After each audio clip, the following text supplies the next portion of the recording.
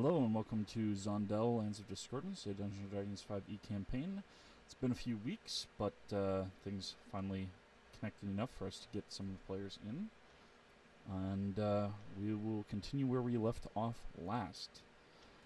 The party made their way into the Shimmer and were trying to catch up to Yolinda, Excuse me. as well as deal with this ghost that Strahd had separated from himself, and possibly find a phoenix. And their entry into there was met with some lava worms who were not the most fun to pal around with, but eventually they managed to defeat some and make their way away from the remainder and get over to the plateaus and bunker down suspended and rest for the night. And as they were bedding down and preparing for rest,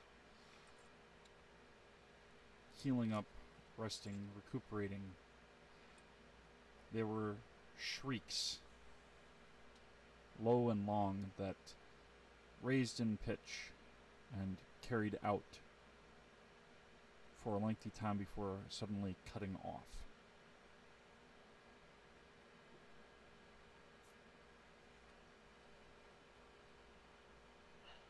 As the night progresses, is everybody remaining where they are, save for the Goliath, or is anybody else choosing to investigate the noise?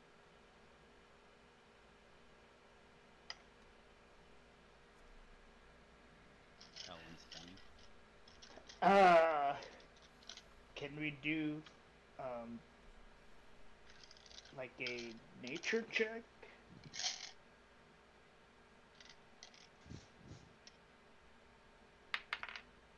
To see if we can know what that was? I will say at disadvantage, because with the exception of Umbra, nobody else has been here. And even Umbra would have likely stayed away from what might be causing it. Yeah, she's not much really of a fighter. Oh, disadvantage, so... Okay.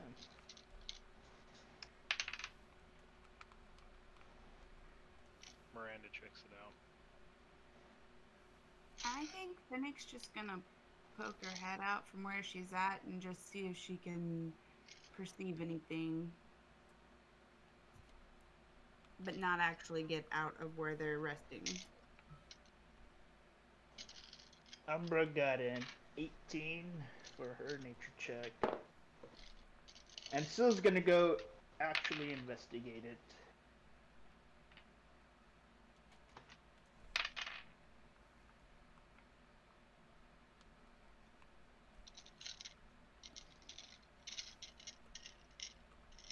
Stealthily. Okay, so the Goliath, Syl, Dobbs, and who else was it that was planning on investigating? Miranda.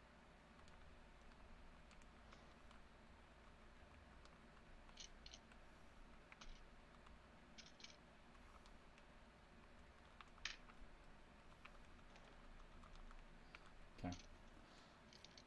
Umbra.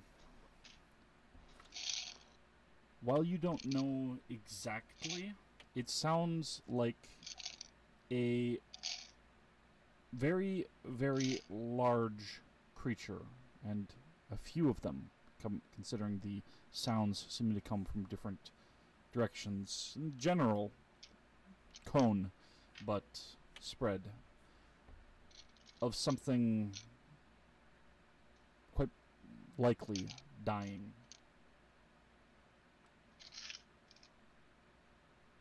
Okay.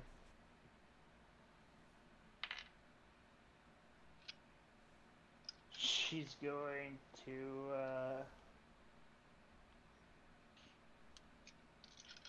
Mm, take out one of her pistols and have it at the ready. And go check up on Linnell.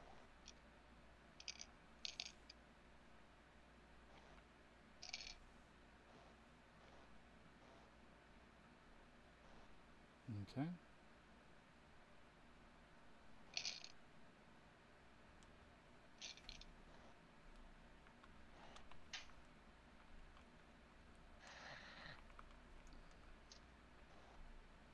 And anybody who is not presently trying to go after the sound, what are you choosing to do?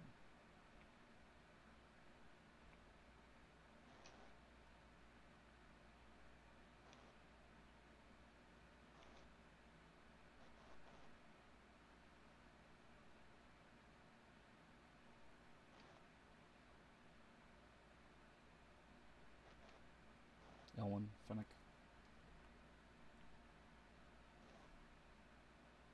Say that again. What are you choosing to do as they are heading out? Are you just going to rest, or...? Just rest. Does Finnick see anything with her perception? Passive. I have 20 passive, so Not at this distance, no. You don't see anything except for just some of the night air causing some of the dunes to shift around. yeah, no, I think we're just gonna stay put this time. I think I'm still beat up from the lava worm thing, Yeah. so I'm just gonna rest. I Okay. think I am too. And I'm somehow gonna regret that decision somehow. Oh yeah. What? Did we get a long rest? Or was it interrupted? Well, that's what the sound was interrupting. So if you're choosing to rest, then you have the possibility of getting a long rest. Oh. Still's kind of looking a bit bloodied. But her curiosity is piqued. Okay.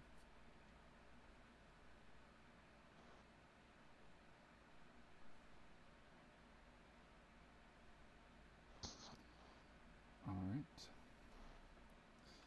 So, with Have we been considered having a short rest though? a short rest at least, yes. With the light activity of getting up a shelter and settling in and preparing to take a long rest, but not Oh. yet. Then can I get some health back? As long as you've got the means on a short rest, yes, you can use what you have. Fantastique.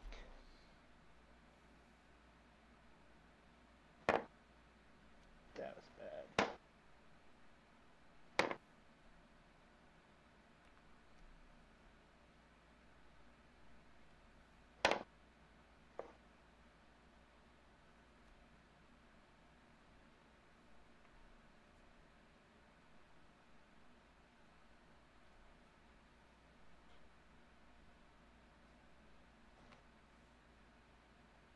Okay. She's not looking so bloody.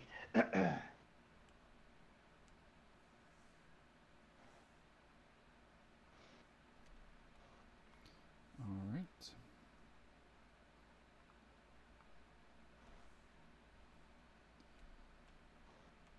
So, as you are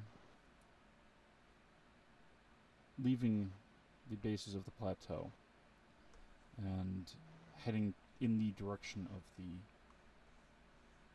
sounds, shriek in the night, I want those who are looking to make a investigation check.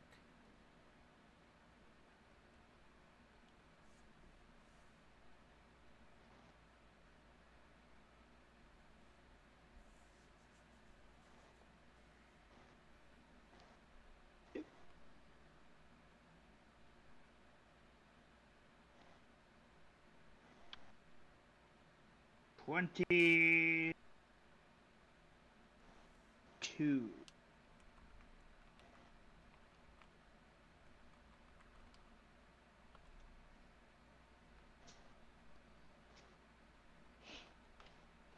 Cobb's got a 5. Miranda got a 7.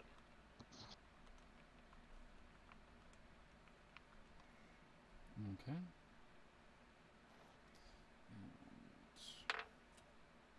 Apparently we're groggy. Apparently. The Goliath It's still dark. got a 20, surprisingly.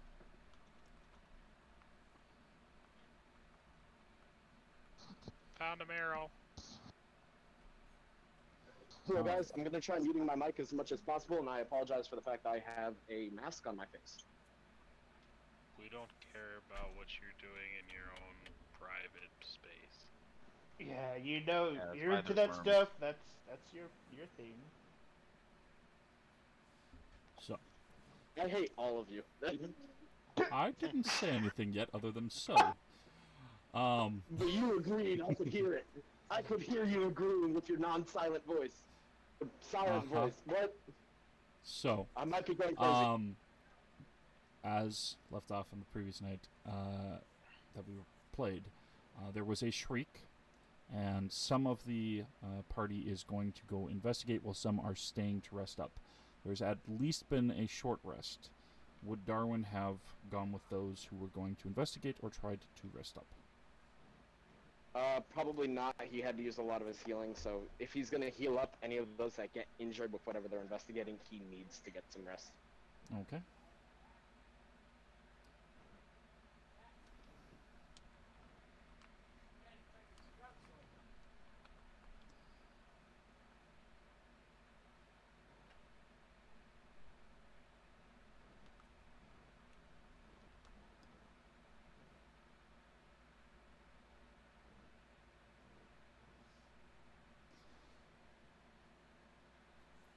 Alright. So, with that investigation check, while the Goliath is helping with trying to find the source of the sound, Syl is leading the charge more or less in the direction where it came from, and judging from how the wind has shifted the sand, trying to gauge how it has distorted it, and you come back to where the bodies of the lava worms had breached the sand. And Yeah, that's what I was afraid. the bodies had started turning to rock as the magma cooled within their corpses. Yet 3 of them have crumbled.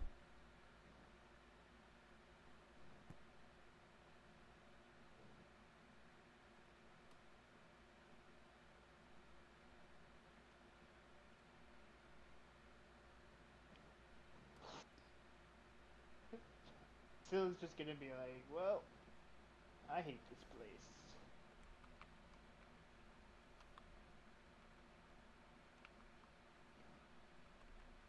Does it look like something popped out of them?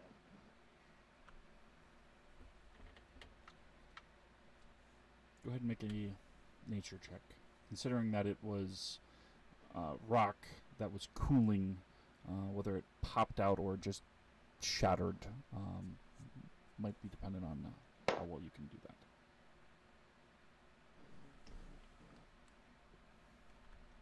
+3, so it's 17. While it does seem possible that while cooling it maybe would have sloughed off some of it, it does seem to be directional, yes.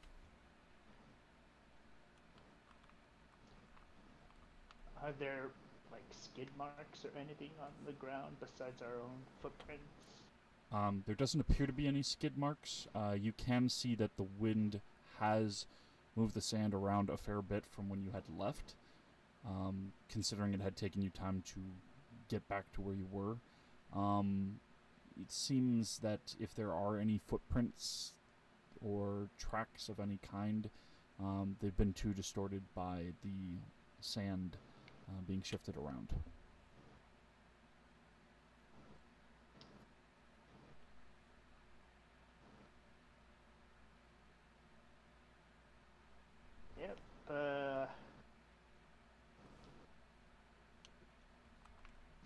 Steel's gonna inform the others that something popped out of them.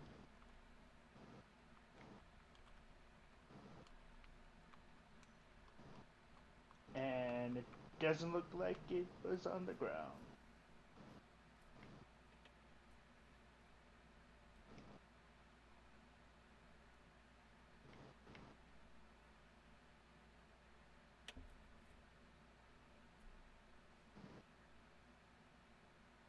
Hello? I hear you. I haven't heard a response from Dobbs or Dobbs Miranda. Miranda about that. But, About what? From what Syl able to see, when the lava worms cooled and cracked and crumbled, it does appear that some of the crumbling was directional. Something came out of them. And the sands have shifted enough that if there were any tracks, they've been covered up.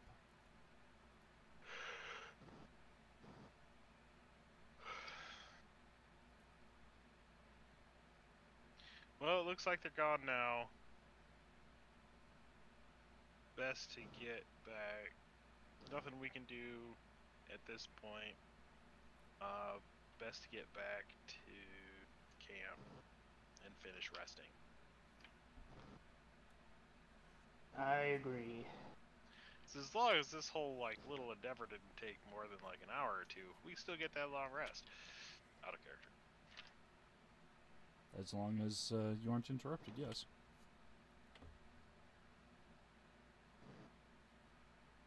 So, Yeah, well, let's head back. There's nothing here now. and how are you making your route back? She is going to be stealthy.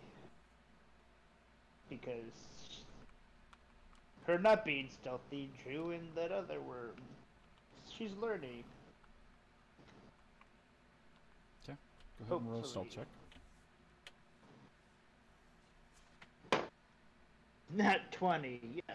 So that's 30, 35. Okay. Dobbs and Miranda. Well, Miranda flies. Must be Oh. nice. I don't suppose you'd buy that Miranda can lift Dobbs. She can't even lift up the sword. What? It's not like the sword weighs nothing since he can carry it. I guess I'll try to sneak back. I will say that you will have advantage because Syl is high enough that she'd be able to point out if there's rocks or other things that might get kicked versus good. just sand. That went from a 13 to a 20 then. Okay. Nice.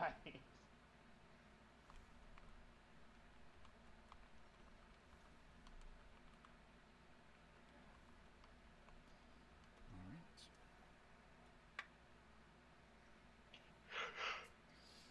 So, Teamwork.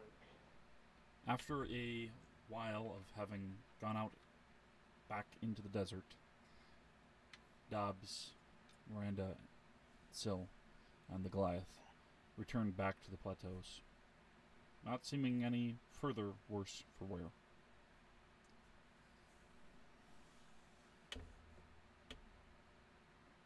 And as they return back to the rest of the party, I'd like everybody to make a perception check.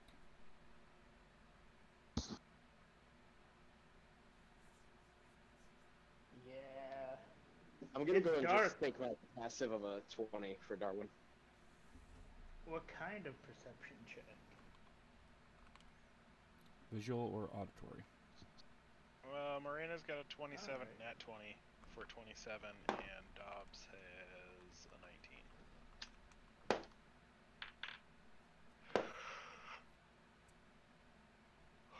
Still got a 26. And Umbra got a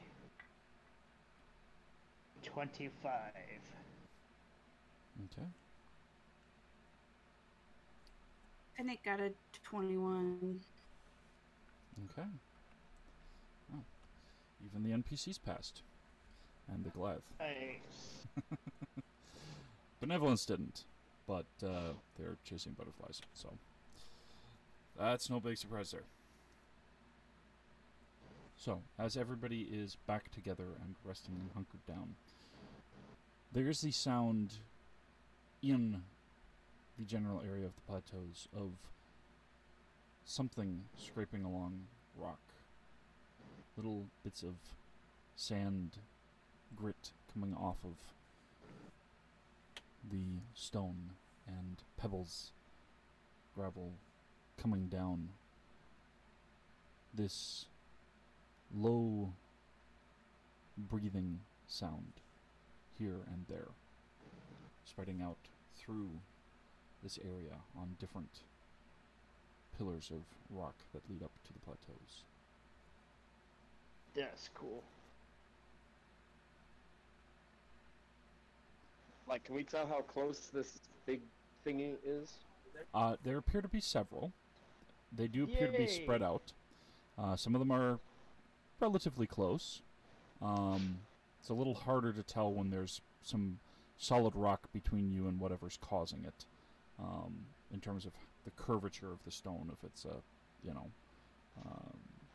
straight or not. Some of them are further away. I'd say like 200, 300 feet. Some of them sound as close as about 70.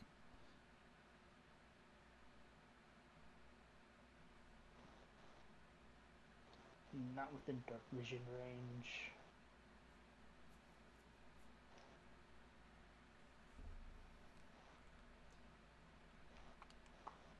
And Darwin's probably too drained to waste magic spells on illumination, so.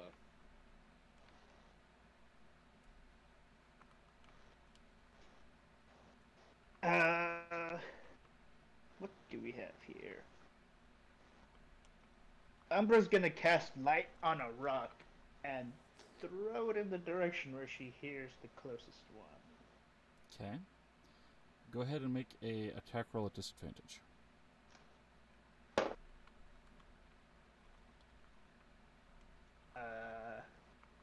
Strength or dex?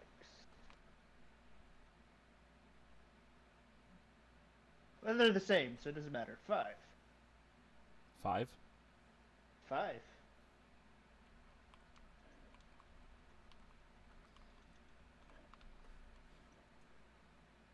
As Umbra throws the rock that she's made glow, it's sort of like when somebody is on the junior softball team who's ready to throw the pitch and it slips out of their hand before they finish, and it drops and hits and rolls, and finally comes to a stop a good 15 feet away. Close enough. Making a bit of noise and not getting much distance.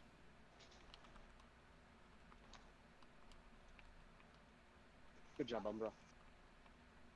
Yeah, I did my best. Oh. That was unexpected, by the way. Darwin was not saying that again. So. Oh! I forgot that Miranda has passed without a trace at will. Be nice. Well, You ever wanted to sneak like, what's his name? Whisper? Yeah. I miss Whisper. Even that at half elf. Anyways. so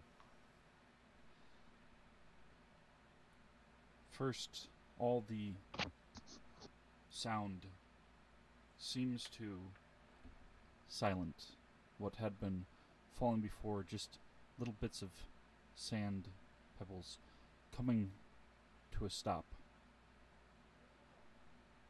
Then there is a brief moment where you can hear something walking across the sand further away on the plateau. Not particularly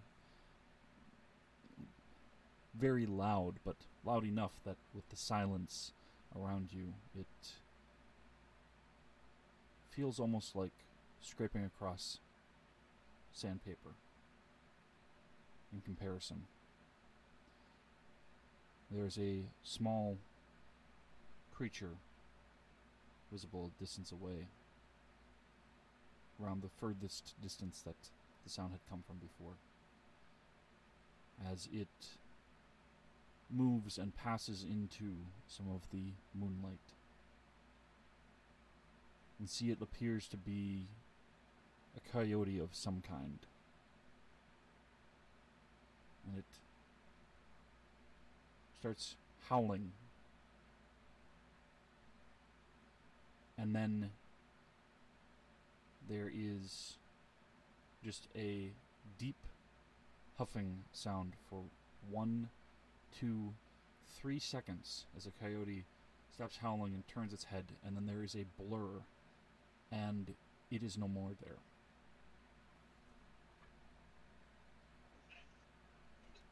It have like a particular color to it, like sandy or something else along those lines. The coyote? Yeah, I worded that wrong, but I mean, like, did it look like it was normal material, or did it look more so like it was made of, like, sand or some other material, something like that? The coyote looked like a regular coyote, with just the moonlight in the distance, being, 200, 300 feet away. A little hard to tell if maybe it just looked like one or not, or if it was an actual coyote. It certainly sounded like one. Did it look like he moved, or did it look like he got snatched? Oh, the huffing sound did not seem to be coming from him, just near him. And then the shape, and then it was gone. You definitely think it got snatched.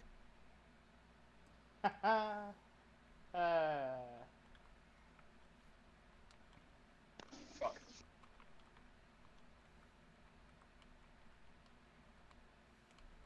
Good. I have to say, that's a bit too scary for me. We are gonna die.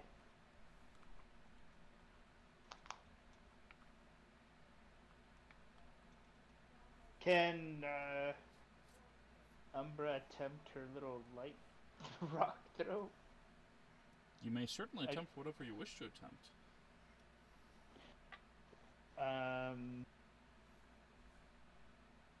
Actually,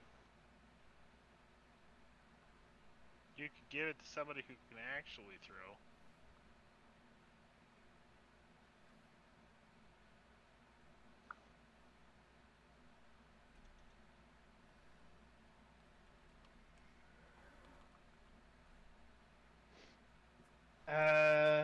she's gonna hand it to Linnell.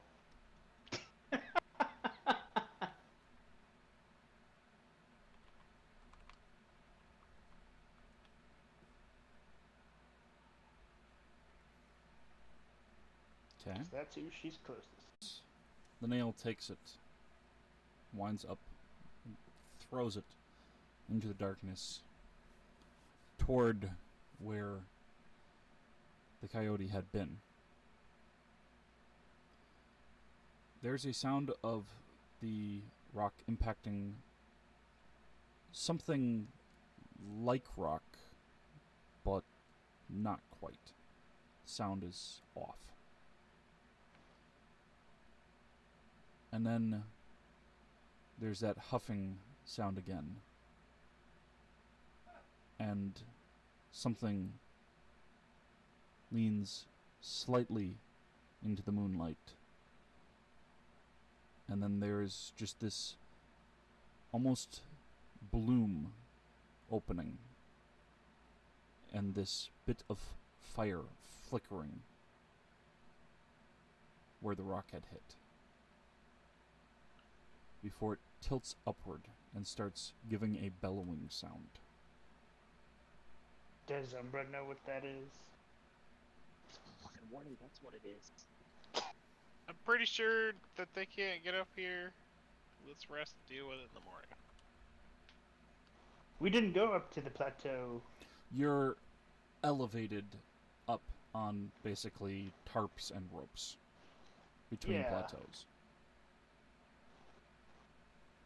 So let's go back to camp. This is your camp right now. We was are either- camp. Either on the ground Again, or trying to climb up the plateau in the middle of the night. oh. Can they get to where we're at right now? You don't know. We don't know. Are we on rock and or are we elevated a little bit? You are elevated like about 20 feet off the ground.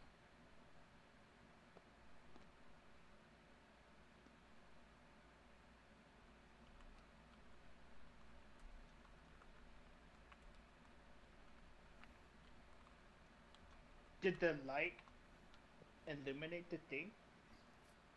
It did illuminate what appeared to be a mouth of some kind. That thing's huge. It was, like I said, 200, 300 feet away. So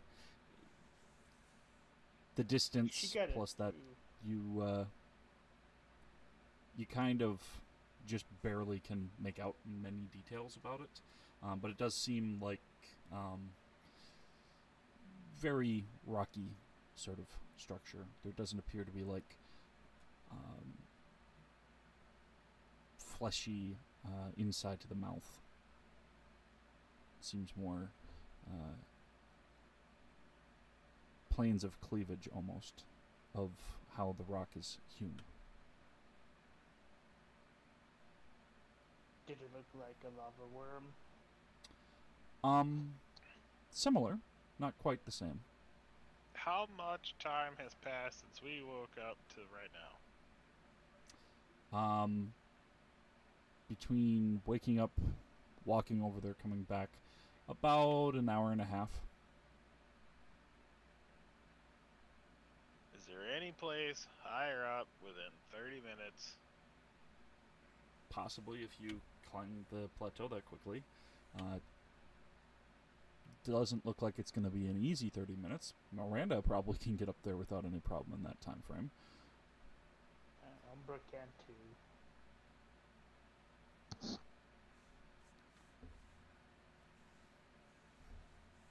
So could Benevolent, since it's nighttime, he can fly. Yes. And I mean, Finnick like, has, Darwin still has. Oops, sorry. it's okay. I was just saying Finnick still has her broom.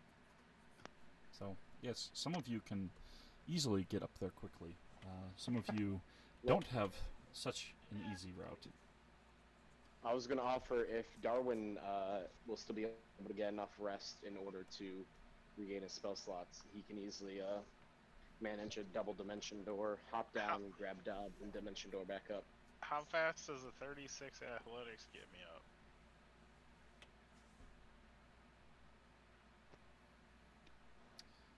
Well, it's not so much that the 36 athletics would speed you up as that you wouldn't fall. Do you have a climb speed from anything? No.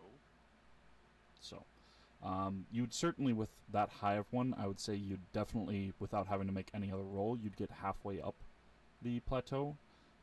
It is about 250 feet. So you can at least get that far without having to roll again.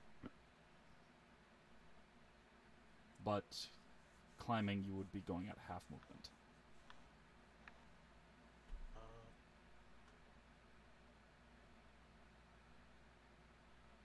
What if I use my daily haste? Well, that would, for the minute, get you double.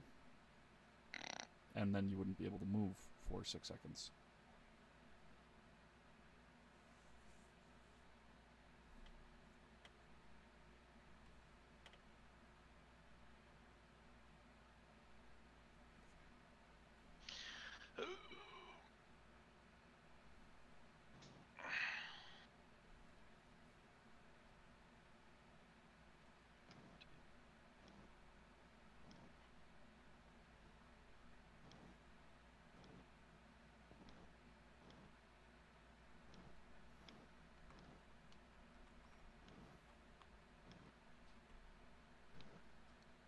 What does Strahd think we should do? So I was gonna ask him, what do you think we should do? Do you want to engage the thing, or do we want to go further up the plateau?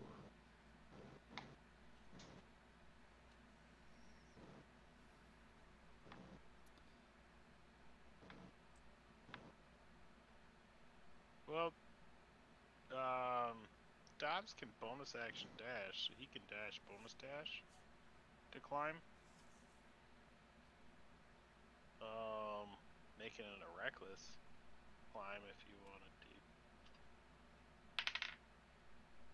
Yeah, it'd be a 34. Okay.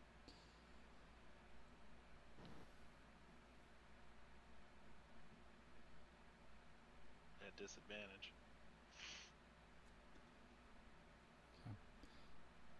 Strahd would, on being asked and roused from his slumber, evidently having slept through the shrieking in the night. He's gone through a lot over the time he's been, undead. Including, lots and lots of murder that he slept through. After being caught up, it's like, well, some of us certainly have the means of getting up quickly. I can polymorph myself or another. But that does not deal with all of us.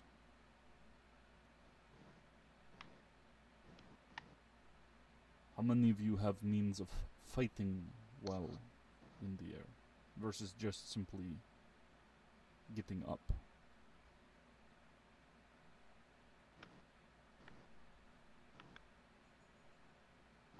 If we're gonna carry someone, the other person could do the fighting.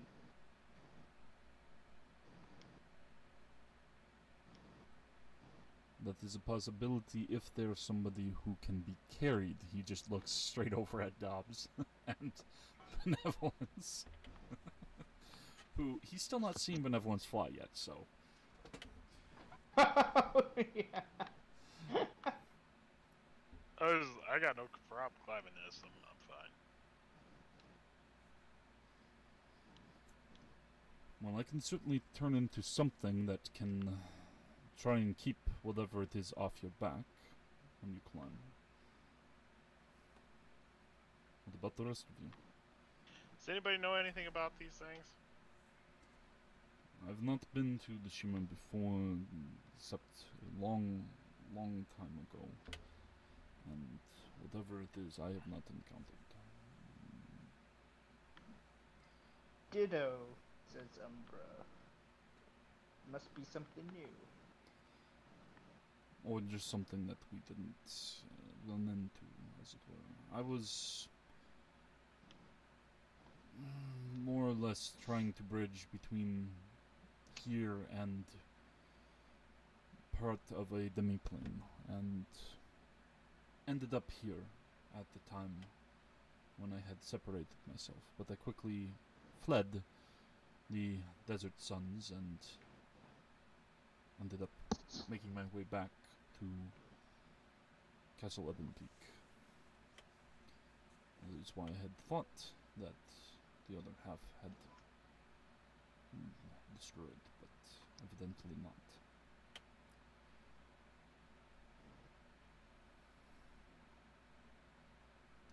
Regardless, if we are to quickly climb it, then we will not have time to get our tent and everything down, our tarps and such.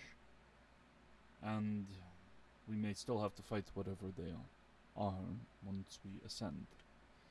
The risk of being knocked off and falling if one is not able to fly is far greater. But on the ground, there's the possibility that they might not be able to climb as easily and slower, or that there might be more of those lava worms. Either way is a risk. It's just on which you feel more comfortable tactically with. As I said, I can turn into something else and just simply fly away until they get bored. That's certainly not a problem for me, if it comes down to it.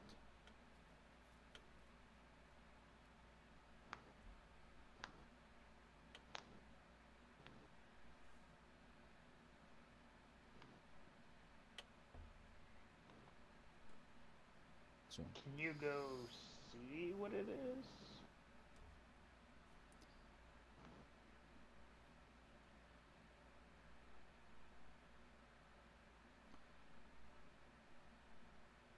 Miranda flies over to check it out. Nope. Okay. I've had it.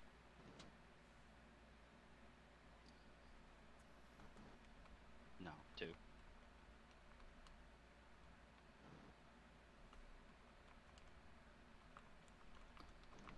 alright. Miranda has dark vision, correct? Yes. Um, so you'd be able Dark to... vision up to 120 feet. Yeah, I was going to say, you'd be able to see it before you get too terribly close. As you get close to where that bloom of light had been before, go ahead and make a perception check. Just a straight one.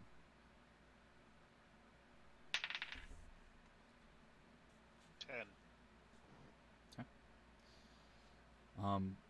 As you get closer, Passive is 16. as you get closer, you can eventually make out what looks to be a rather craggy looking, almost fat, featherless chicken made out of rock, but with a flower-like shaped head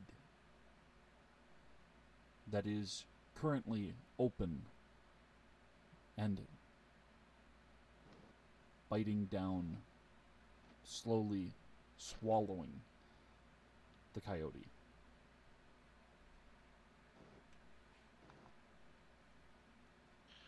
Fly back to the group. As you are turning around,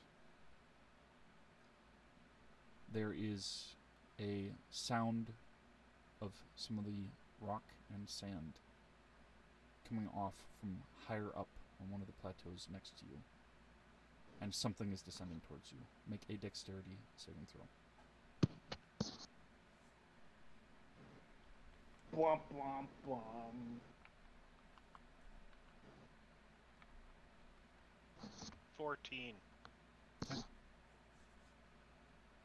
You manage to evade the chunk of rock that is falling down off of the plateau as you see another one of these things having climbed up, now scrambling down, trying to get close enough to leap out towards you. You can see as it's bending its legs down, avoiding the rock as it is falling towards you.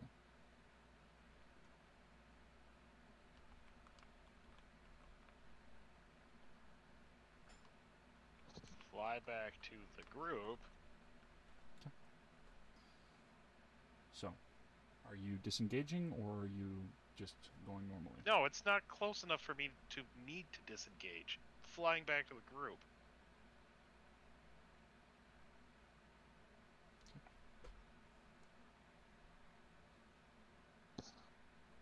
It's not within 5 foot of melee of me.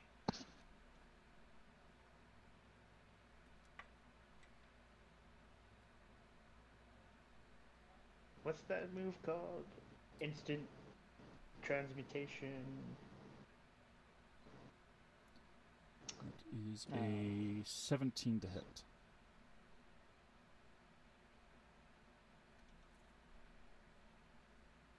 Hits.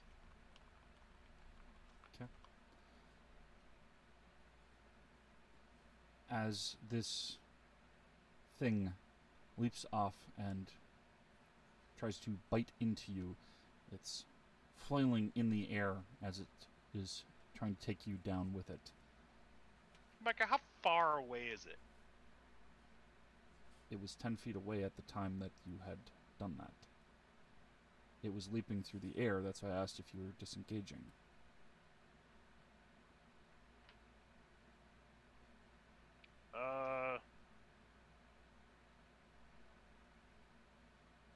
Last I knew, he was up on the thing, he threw a thing, and he started running down. It had been running down. The rock had come off. You dodged the rock right away, and I said it was How already... far up was it when I felt I needed to dodge? It was 20 feet up at the time, and it was already in movement. That was what kicked the rock down. Its movement.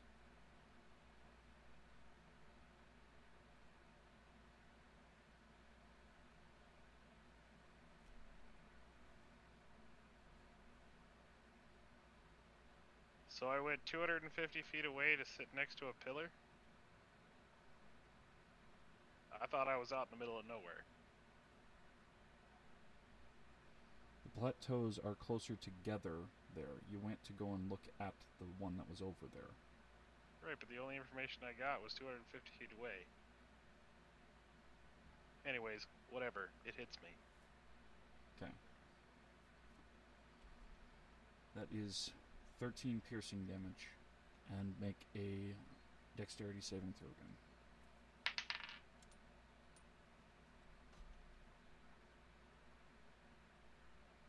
8. Okay. It has clamped on and is pulling you down. How much does it weigh?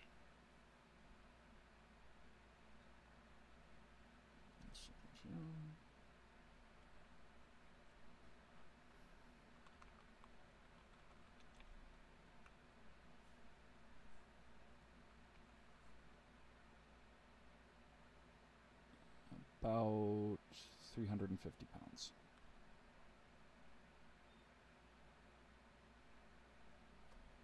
How much can I carry at 9 strength? 9 strength.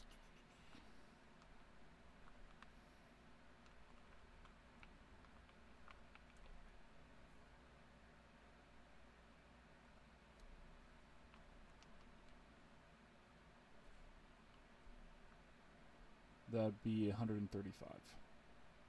It's your strength score multiplied by 15. Okay. Far away from the group am I? Presently 200 feet.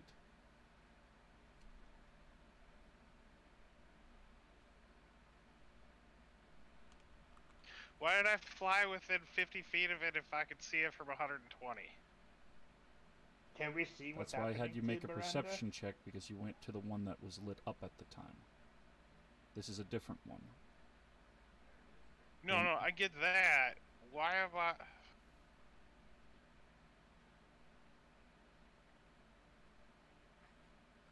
Far in the air am I? About 20, 30 feet off the ground, I would say, unless you would have flown higher.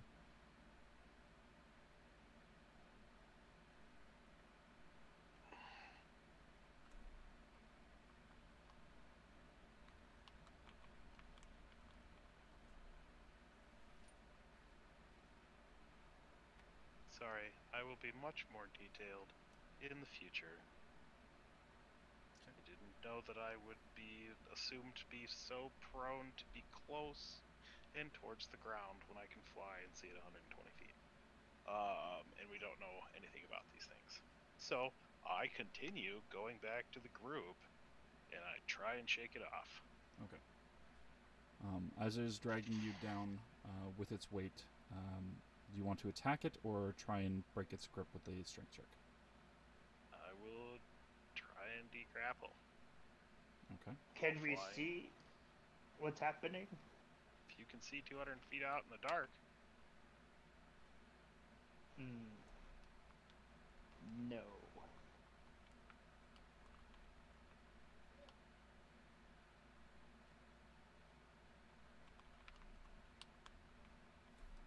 Okay. 60 feet of dark vision. So, if you are trying to break free, then go ahead and make a opposed strength check.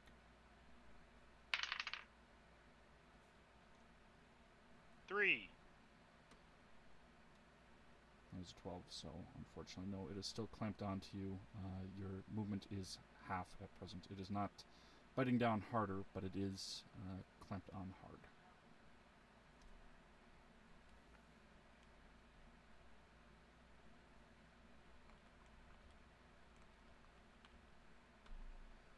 Okay. Do you say or do anything else?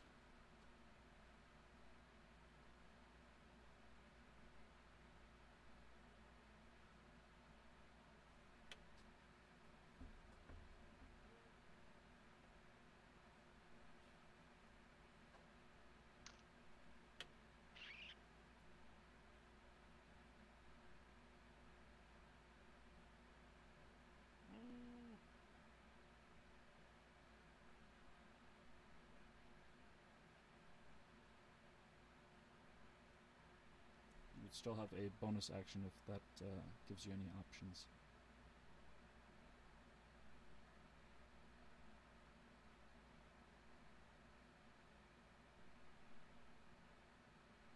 What's that?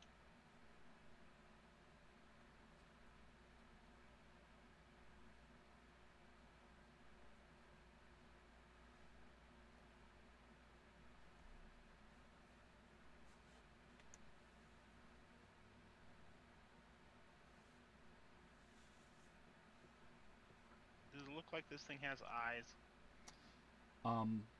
It doesn't appear to have any traditional eyes, no.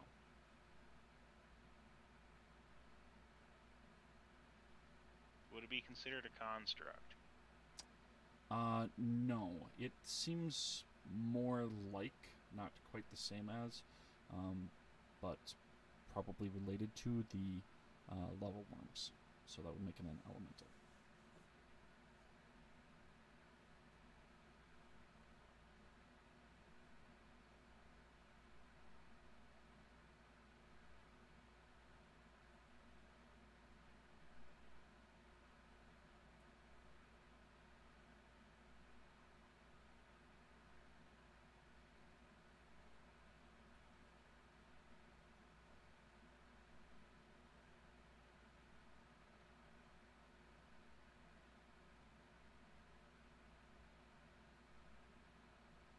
One sec.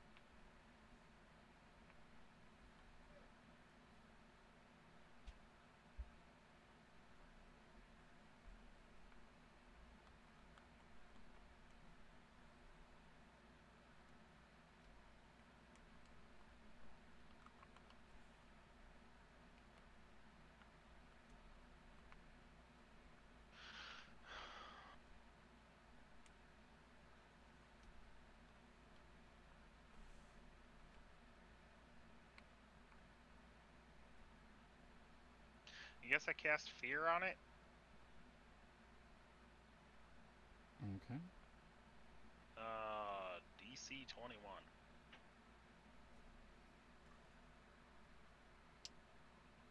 That's a charisma, wisdom. Be a charisma, I believe. Okay. That's from Cause Fear. Yeah, it's just Fear.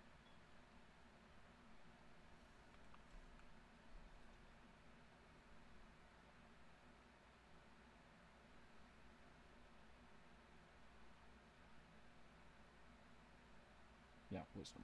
Okay. That's a nat 1 and a -1. Nice. Yeah. This thing snapped its own neck in order to get away.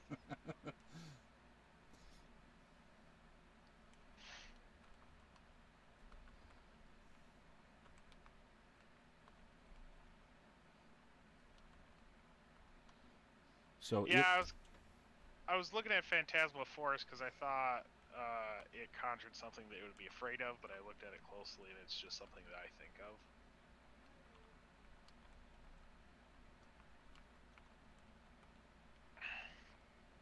I was just trying to scare it into letting me go. So yeah, it does definitely seem to work. It shrieks quite loudly, its mouth opening this bloom, and there's this fire inside its throat for a moment. You can see there is just these little flaps that open on the sides of its head that are a little red for a moment. As its head turns towards you, even as it's falling and you're flying away, and as it drops and lands on the ground, it rolls and starts running off. Okay, I go back to the group, and mumble to myself, create a minor illusion, representing the creature. Okay. That is making the noise.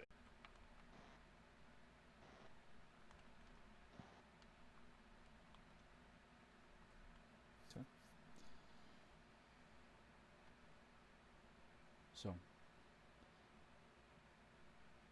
everybody go ahead and make a perception check. Or not.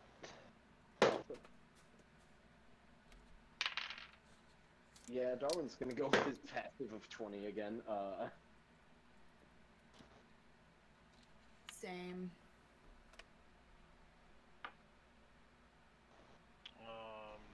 Dobbs has a 23 or so. Sorry. 24, and Miranda's a 22.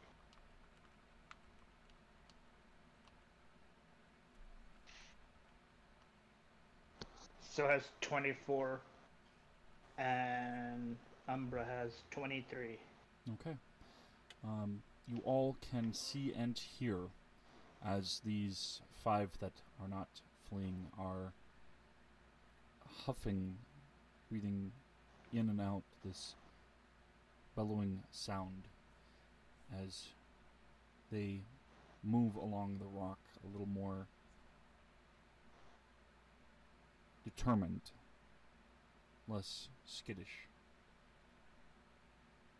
Their heads opening up to bloom, this fire flickering in their throats, and these flaps opening on the sides as they are making not a charge, but a confident stalk toward everyone. Are they grouped up? They are still spread out.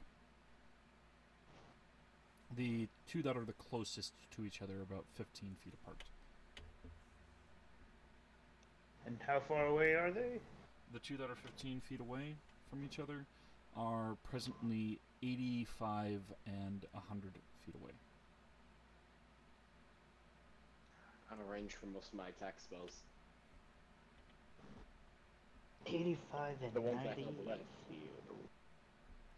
15 feet away from each other. Please tell me I know.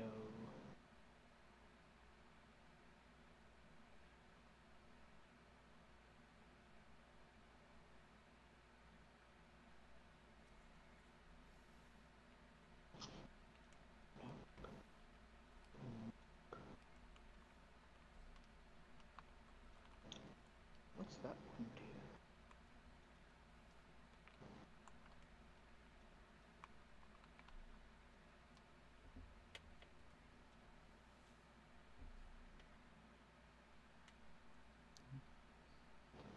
It only has a range of 60. Damn it. Well, Umbra's gonna shoot one of them. But she can't see because it's out Well, of her vision. I'd say you would have disadvantage, but there is fire from their throats right now. Are they beasts? They are not beasts. Elementals. They are elementals.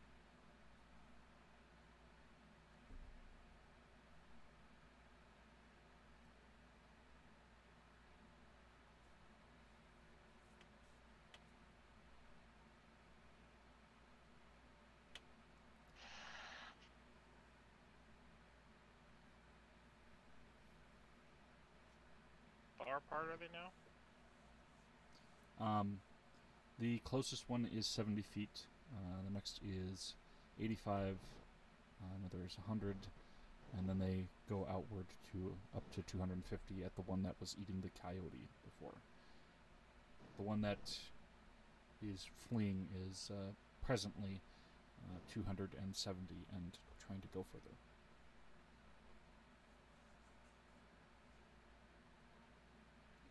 Well, it's within range of her pistol or her revolver, so why not? Why not? She's gonna shoot at the closest one. Okay.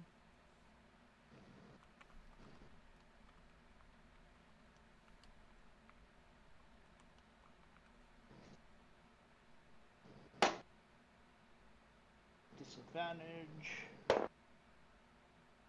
That's 17. As she fires, it just flies a little bit too high, hitting onto the rock nearby it. Okay.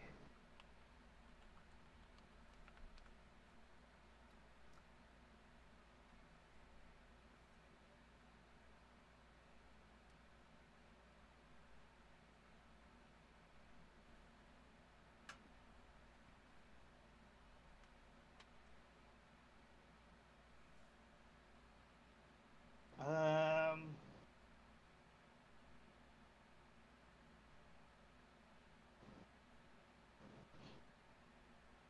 Yeah, that's it.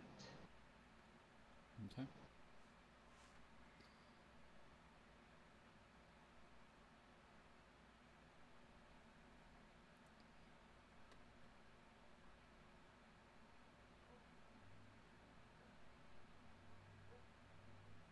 Too bad we don't have an archer here that can shoot them. I mean, I'm not the best shot, but if I hand over my handy little crossbow, it's got the shot on it that illuminates targets when it hits them. So if anyone's a good shot here, it'd be useful. They'd have to get a bit closer before I could really hit him.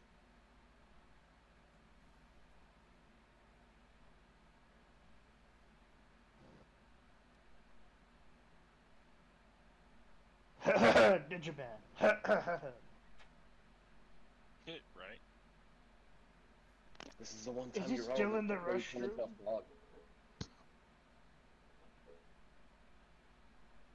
Quickly, ninja, before you turn into a frog.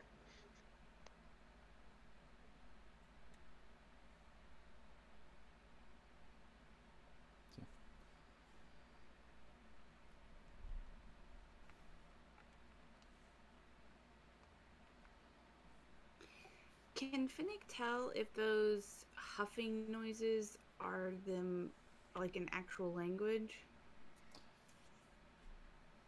Go ahead and make a intelligence check.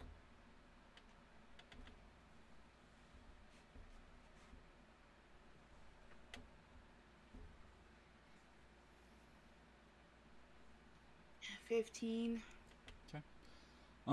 It doesn't seem like it's a terribly complex language or anything like that, like something civilized. It does seem like enough of a variation in the bellows that it's quite possible that they're communicating enough for something akin to pack tactics to be engaged. Did the one running away make any very distinct noises that sound different than these ones that are coming up on us? Well, it made a particular type of shriek, which was then echoed by the others. And then the others started moving into attack after that shriek. They stopped trying to stealth up. They're more or less not charging in, but they are definitely not trying to sneak up on it right now.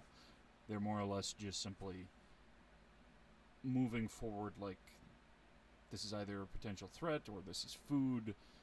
We don't know, but it's not we're going to just leap out and attack like we did with that other one. Gauge what its reactions are, possibly. It definitely seems like there is some level of cunning to them, whether or not they are intelligent enough to communicate with or not. I was about to say, Darwin's a little bit of a method actor, I guess you could say. And if there's a definitive noise that makes them back off, if we can figure that out, Darwin could probably mimic it. You could try to perform and see if you can do that. Oh, you bet your ass I am. Like, one moment, I gotta grab my dice thing here again.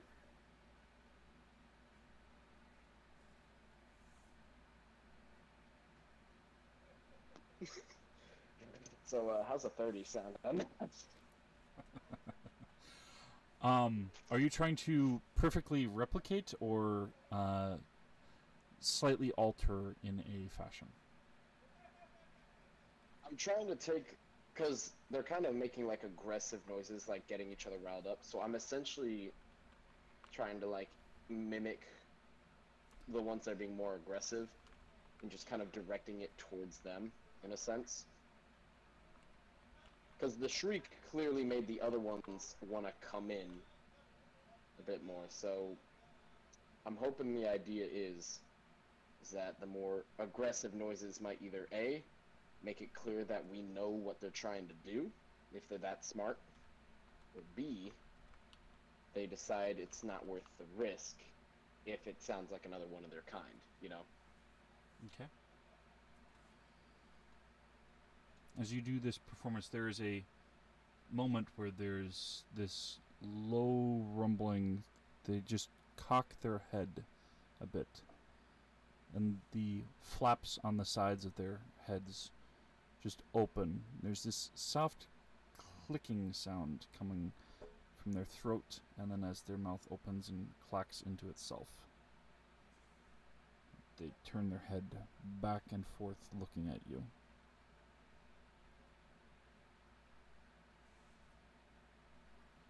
Well, mimicry is the sincerest form of flattery, so Darwin's going to go ahead and match as best he can. He's going to make the same noises and kind of mimic movements here.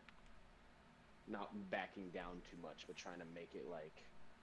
And he's probably buffing himself up a little bit, you know, like flexing, making himself seem a bit larger, more threatening in a sense. Okay.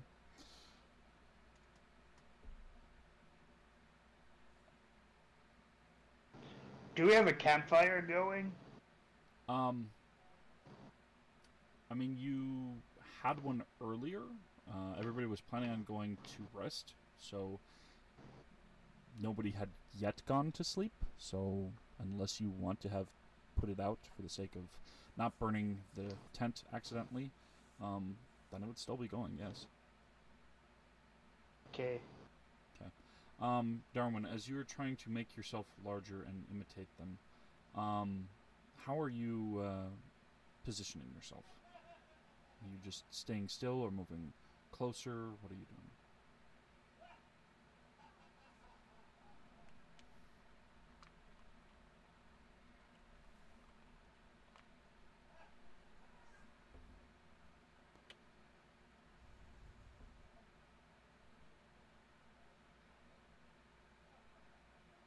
Darwin?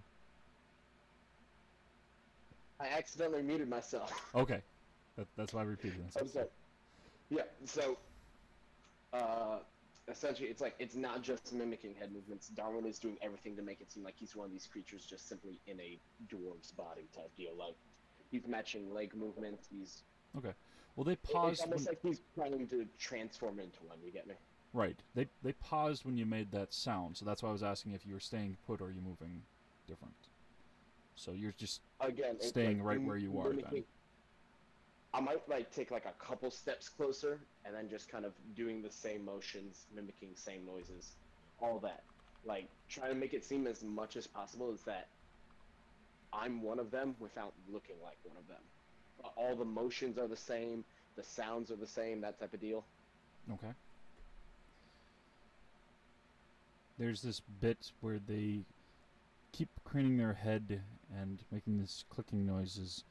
And there's this shuddering and chortling sound in their throat before they open wide, and there's this belch of flame that they're spitting out that shoots forward 60 feet. And they do this 3 times before lowering their heads down and looking at you again, head cocked. Yes, I'm ready for this. Okay, so the perfect thing is that Scorching Rays does a kind of fire thingy type thing, 3 shots when it's at level 1. So, Darwin's going to do exactly that. He'll mimic say noise, and then using that first level Scorching Ray, kind of shoot one after the other, those 3 rays that he gets for that, into Mimic. It's probably not going to look like the exact same shot, but these rays are clearly fire, and it's going to mimic pattern, and hopefully, again, it will kind of show off to him here.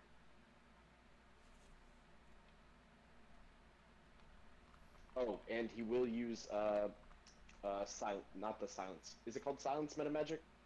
The Subtle. subtle, yes. That way he doesn't have to do any vocals or anything for the spell. So that way he doesn't give up the illusion.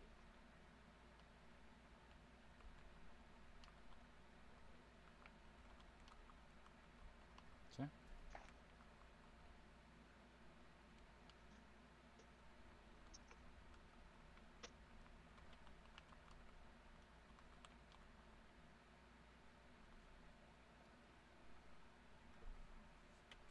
Alright.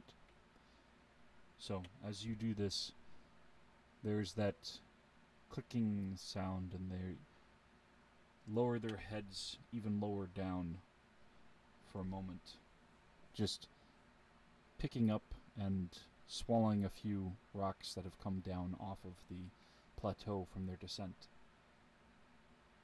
And they give this low, gurgling chortle like they're about to do the fire belching, but not. They just pause on that. And then they turn and look at the others.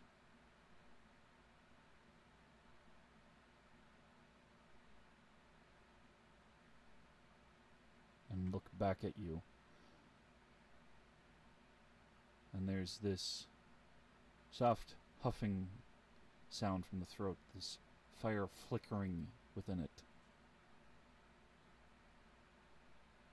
And they just open their mouths and clack them together a few times, making a couple steps forward towards you, looking over at the others, and pause.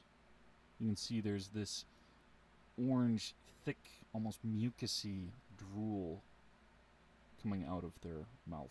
And as it is hitting the ground, there's just this sizzling sound. It's not quite the heat of lava, but still scorching. Okay, they're getting closer, so I have the feeling this isn't working. It's slowing them down because they're getting really confused, but I'm getting the feeling right now they're like trying to figure out what's going on, and they're just getting ready.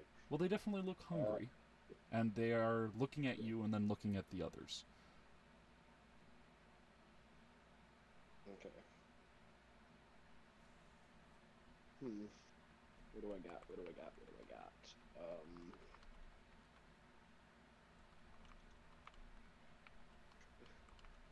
Have they clumped together yet?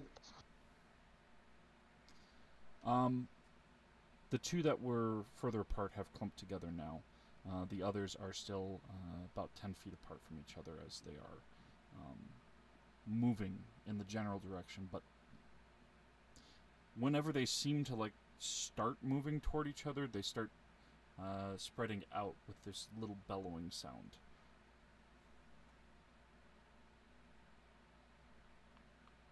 Might have an idea. Let me check over these lists of cantrips I got here one more time. God, I feel like I'm thinking of a very specific spell here right now. I just need to read through it here real quick.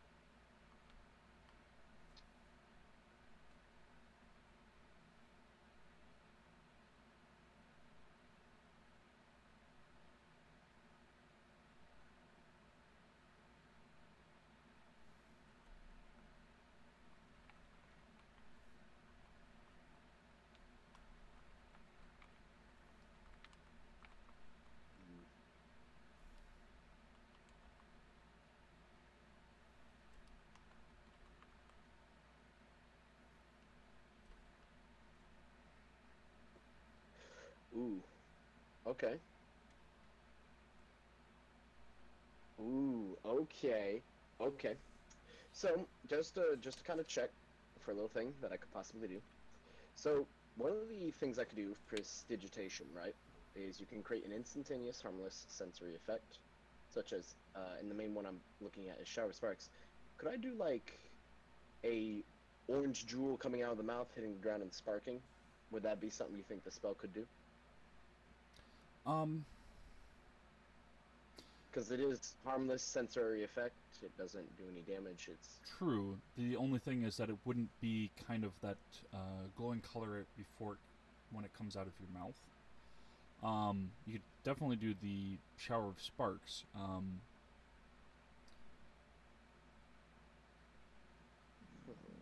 Yep, I would say that that might work as not advantage, but at least not disadvantage if you're trying to mimic it. yeah. I think. Hmm.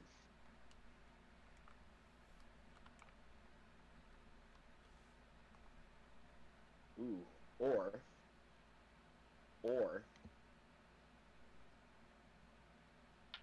how freaked out do you think these things would be, party, if they suddenly thought they were surrounded?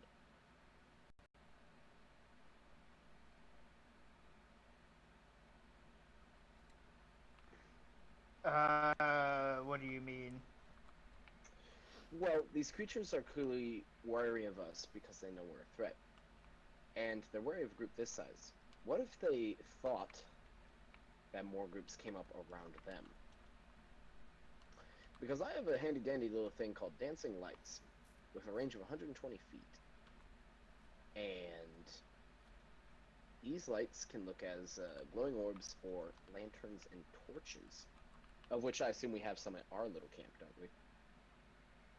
You certainly have the campfire itself. You can easily just grab some of the logs out.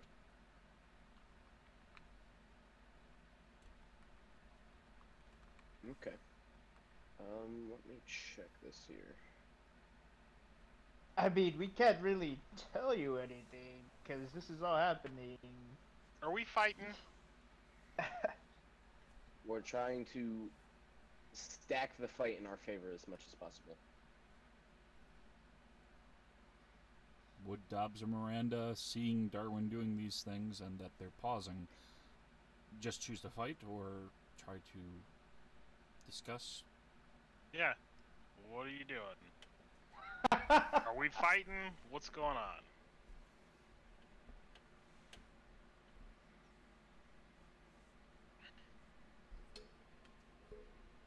Well, that is a good fucking question. I'll just have to reread through these here real quick for one of these. I believe Darwin has at least confused them for the moment. I'm not entirely certain what they're expecting.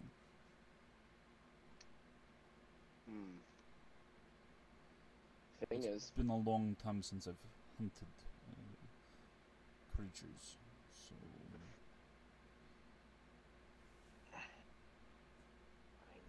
I'm looking for specifics. I feel like I have this.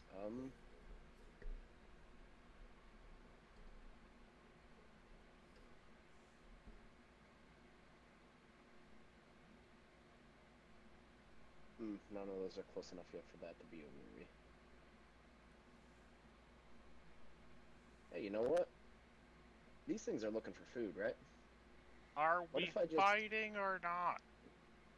I'm trying to think of a solution that doesn't result in me having to heal all you guys a shit ton. That's what I'm working on here. Because I do not have... Does. Not that I would want us to have to heal everybody a shit ton, but Finnick has healing spells as well. Yeah, it's just, we've got a lot of people is the issue, so if a lot of people take damage, one person with healing points may not be enough. Fuck. Alright, we might just have to hurt a bitch. I have an idea. Let me double check really fast. So continue with your thought. Yeah, so I'm gonna try. We're gonna have to fucking. How Fight. quickly can I cast Thunderclap after Prestidigitation? Or one after the other, I mean. So like Thunderclap and then Prestidigitation so that the clap creates like a big shower of like sparks or something.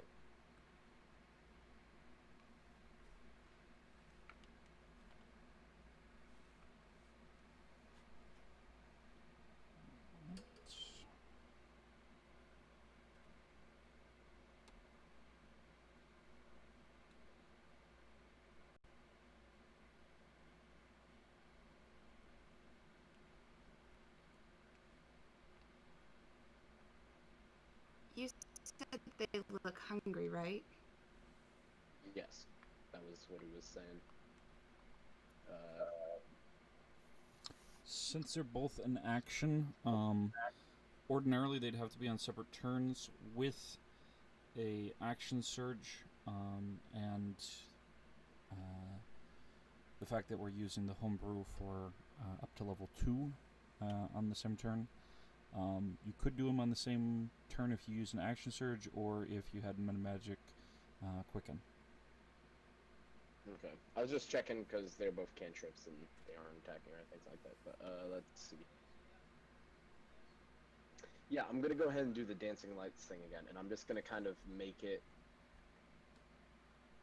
I'm gonna make them look like torches because I'm assuming we have at least like 1 or 2 torches at our camp alongside the campfire, since we didn't put it out.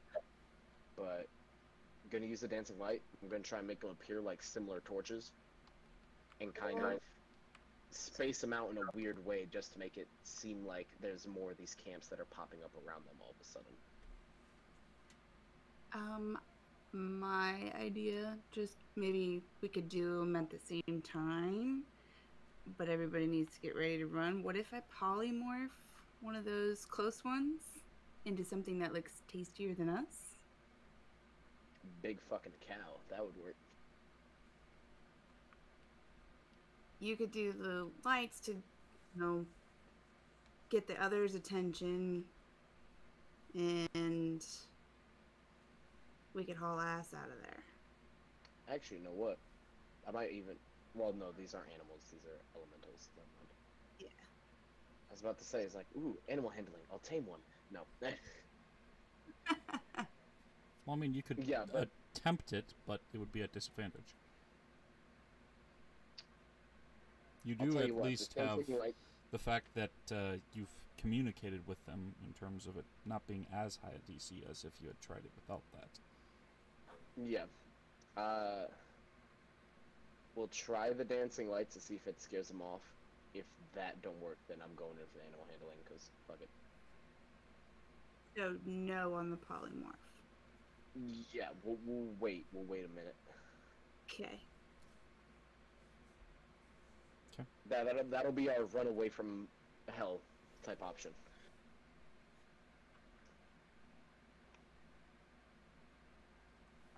Okay. So you are casting the dancing lights. How are you arranging them? Essentially trying to arrange them to, first of all, suddenly make our camp look bigger, as if it's like more people are getting up, and then also spacing them out so it looks like there's maybe separate camps off to the sides. Basically giving the illusion that there's a lot more people in this area than they initially thought. Okay. As you are casting it and moving them around, they don't seem to even turn away from you. They don't seem to glance in the direction of the lights or anything. What's the distance of all 5, and how closer they are to each other? 50, 60, 65, 80, and 95 feet. So the rear are within 20 feet of each other? Yes. The first 3 of them are within 20 feet of each other.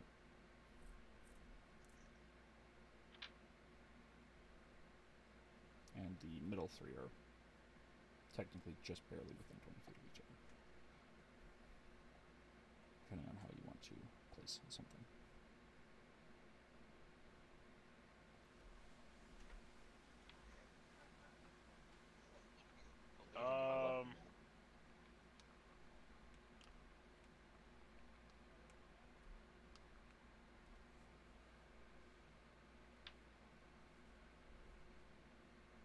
DC 21 investigation intelligence, 20-foot steel cage, completely opaque. Around 3 of them.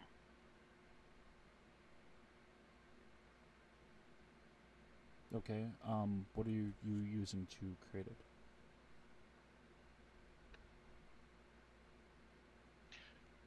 Major image. Major image. Okay. Sorry, I did not catch that part. I caught the investigation and the other such. Yeah, it's a DC 21 intelligence investigation check. If they want to check, otherwise, steel cage. Are completely opaque.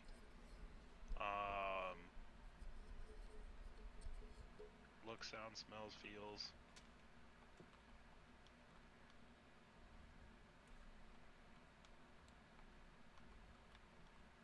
After it goes up, I let everybody else know it's an illusion so that they can automatically see through it.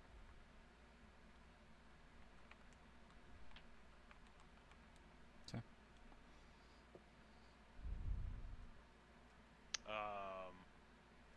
But they have to pass 21 int to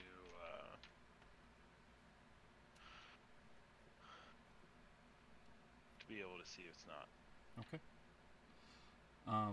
So as you create this, at first, they seem to just keep moving forward, not seeming to have noticed it. Then there's this little clicking sound as the mouth opens and closes a little bit, and one of them clangs into the illusion as it feels solid, and there's this little tongue that comes out and is tasting along it, this huffing and clicking mixture, tilting their head around, seeming to be a bit confused.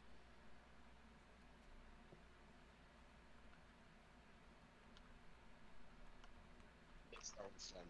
He's gonna go for the animal handling, and if need be, he can add to it by. There's one thing I know: these things are hungry. I have a spell that creates food for literally a shit ton of people, and if I give them that, I'm seen as the feeder. You And there's got one thing a limited amount of time before that goes away. Those 3, as long as they don't figure it out, are trapped. Take the other Yes. 2. Stop trying to feed it and kill it. If we kill the other 2 quick enough, we can shoot into the other 3. That's the thing. I'm not reliable for damage. What I'm doing is I'm buying you guys time to get ready to do damage.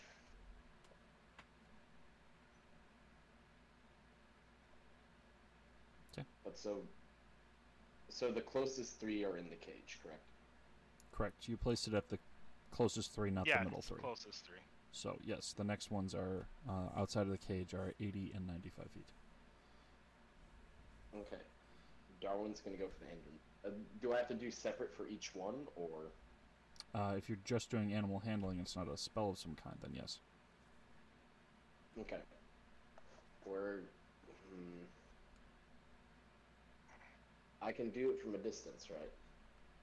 I don't have to go too close.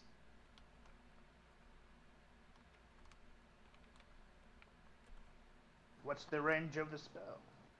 It's not a spell. Just trying to tame one. Oh. The Yeah, thing well, is, good luck with They're a that. pack animal. I caught one dibs goes on his alone. gold. Hey, Good luck taming the elemental. we shall see. Yeah, just good luck. Yeah, honestly. Well, no, that's what I'm saying is we'll see. We'll see how this goes. Because the thing is, they want food. Have the ability to provide food. They are a pack beast, not an actual beast, but in the mentality of one, they are. And as with most natures and whatnot, wolves and such, if they're invited in by one of the pack, they're invited in by all of the pack. So if I get good with one of the pack, I'll be good with all of the pack. You get me? Yeah, that doesn't work like that. Yeah, true. I'm using real world logic for a game, so cool. No, you appease the alpha makes the others, maybe. Depends on the species. Even wolves don't technically have an alpha, but you know there are older ones at least. So Can I But- tell if any of the, like, does it look like, did it look like one of the ones in the cage were like leading the group? no, more or less they just work close. They all seem to be communicating and deciding together. Fennec does look like she is, I would say maybe fidgeting or something that she has considered. Well, you have been prepping this as well. Yeah. I mean, if push comes to shove, I can just dimension door the fuck out of there. Like, 'Kay. it's. So yeah, so we're gonna go for that animal handling. So I'm just gonna go for one of the ones closer. I'm not gonna get too close because I saw that tongue, and I don't want to go too close in case it's a Yoshi type deal. I'm also gonna be wary of the fact that they spat fire, and I know for a fact they had those stones, and they probably haven't dribbled all of it out. But we're gonna go ahead and bust out the good old. Wait, where did I put it? 'Kay. Hold on a second.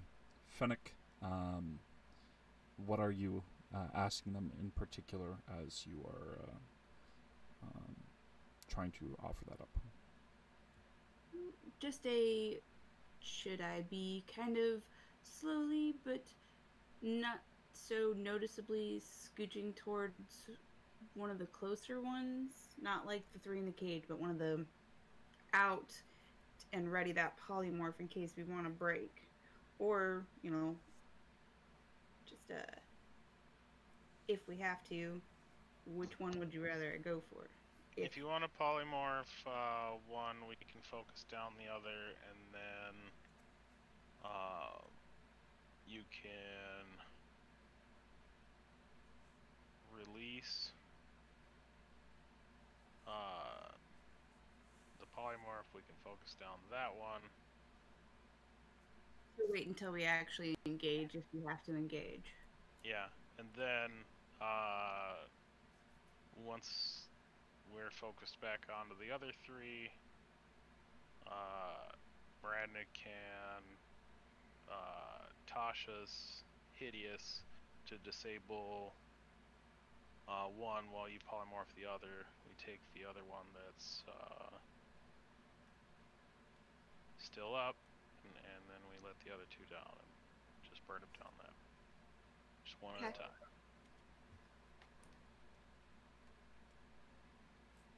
All right. So if you're shuffling toward them, and Darwin is as well, are you trying to go right behind Darwin, to his side?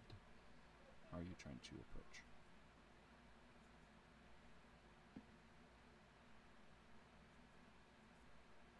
I mean, Darwin wants to try and tame one before you polymorph it. Yeah, so I'm just kind of. I'm not moving until we figure out what Darn's. Well, I mean, if we he can use fails, the then you polymorph can. as a backup. Yeah. Yeah. So more of just kind of like side shuffling, not really getting up behind him, but just going to the side, like towards those ones that are on the 85 or 95 and 80 areas. Okay. So, Darwin. Yes. Time to roll? Yeah. Okay. And describe what you're trying to do while you roll it. Mimicking kind of same noises again that they were doing, mimicking body movements, and trying to keep things calmer sounding, I guess. And if need be, if it boosts it up, I could totally use create water and food spell and just give them a shit ton of food right in front of them. Probably a lot of protein type food. Not the best tasting, but it'll be really nutritious. Okay. So go ahead and make the roll. All right. This is the time, guys. I know I've got a decent bonus, but still, I need something high.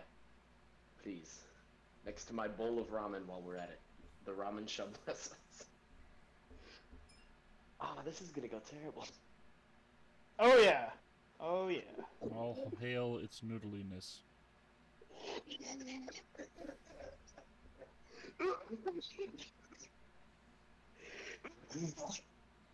You okay over there? Are you okay? You're not gonna believe what I just rolled. A 1. No, I got a fucking nat 20. Nice. It's funny too because there was a literal moment that happened like this in the last campaign I was in where I tried to tame something that shouldn't be tamed. All right. So total is 25. Okay. What type of food are you trying to make? Well, it's clear they're carnivorous, so the food that'll be made will be a lot of protein-based stuff. Probably good mix of probably beef and might go for a bit of chicken in there, like bird type deal. Maybe some elf. You never know if they like elf. I don't know if elf Pretty is a sure they food like considered elf. for that today. Elf. Everything likes elf. How are you presenting it? Is it just like in a cold pile? Is it like, bloody? Is It's it a like cow? with the wave of the arms like a gesture. It's like the food spreads out like in a big line in front of them, essentially, like kind of very orderly placed. So it's just like they could easily just go Okay. and have a good bite, and then whomp and have another good bite. Okay. Are you having it hot or cold? Hot. I have a feeling they prefer hot. Okay. So as you do this, the food appearing, you making the sounds, and they kind of see there's just this gesture. They immediately go over toward the hot food on the ground and start gobbling it up, tongue lapping and tasting bits of it, but mostly just scooping it into their mouths and giving this almost chortling, laughing sound. And the ones in the cage turn and look in their direction, and there's just this open mouths and drool hissing on the ground. no, I was at the ones with the cage. Oh, I thought you had... Okay. No, I thought the cage was closer. That's why I was going to them. The Okay. cage is... The cage is a steel box. According to them, there's no wall. There's no windows. They think they're trashed. Oh, Yeah, that's why I thought you were going toward the ones that could see you. okay, yeah, never mind then. I thought there were bars in it. That's why I was going to. To that, you, but- it appears like you can see through it. But I let everybody in the group know that it was an illusion so that they could see through No, it. no. I thought there were bars was the thing. I thought it was like an actual cage, like bars on it. No, I didn't want them to That- see us that's why attacking I- the other ones. Yeah, I gotcha. Okay, yeah. So Darwin would have gone to the two that were out of it then. okay. So yeah, you can see the others are turning. It doesn't seem like they are looking directly at them, just the general sound. But yeah, the two that are gobbling up the food that you have made are not seeming to bother that you moved even closer to be able to create that. Alrighty. Darwin's gonna just mimic same noise, and he's gonna try going for like. Did those creatures show any sign? Sorry, do with it. Nothing more awkward than someone walking around a corner and wondering why you're talking into a headset. We could use this time to flee. Well, you're still approaching them at present? Yeah, I was just wondering, did I see them at all doing any type of like grooming of each other or anything like that, like periodically? No, it doesn't appear to be anything like that, but as you approach and the food is there and they're eating, they do look over at you, and there's just this moment where closed Bloom mouth, just the nuzzle of it, just nudges a chicken drumstick over towards you before it starts eating again from the pile. Oh, hell yeah. Did it make any noise with that, or? Just the same chortling, almost laugh. Alright, Darwin's just gonna make the same noise back and put the food back in front of it. And then he's gonna go for just a soft little, like, head pats type deal. Okay. Where are you trying to do the head pat part? Darwin's gonna make it very clear that he's going in, and he's gonna do it kind of back, not too close to the mouth, obviously, but he's gonna try and go for either, like, side or, like, back type deal, and he's gonna make it very clear that he's moving. Like,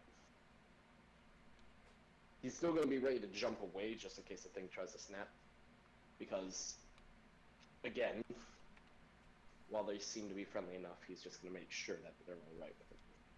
Okay. Dove starts climbing the plateau.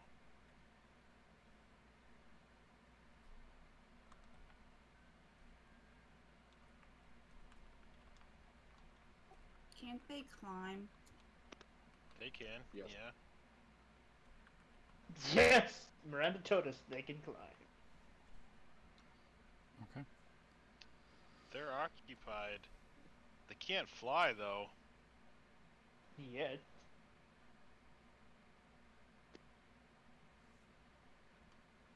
So when I drop kick it off the cliff, So, Darwin, it kind of shakes its head a bit, and there's this same as before kind of clicking and low confused kind of sound that it made before. But it doesn't seem like it is opening its mouth to try and attack you or anything like that. Just it doesn't know what it is that you're doing when you're touching it.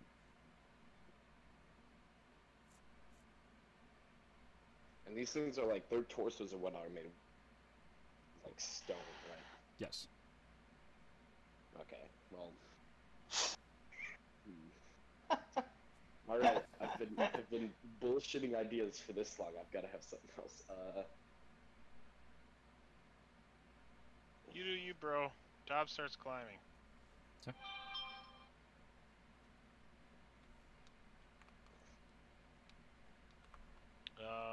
Miranda goes up.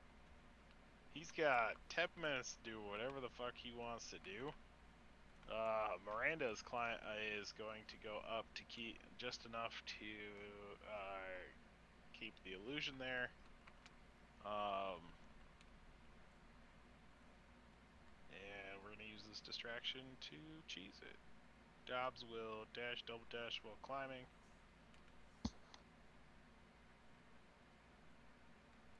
Darwin's gonna probably try and... You know what we'll do? We'll do a trust exercise. Darwin's going to have Dimension Door prepped, but what he's gonna do is he's simply just gonna sit down on the ground across from the two that are eating. Just gotta sit down and relax, relax around him. No longer having to worry about...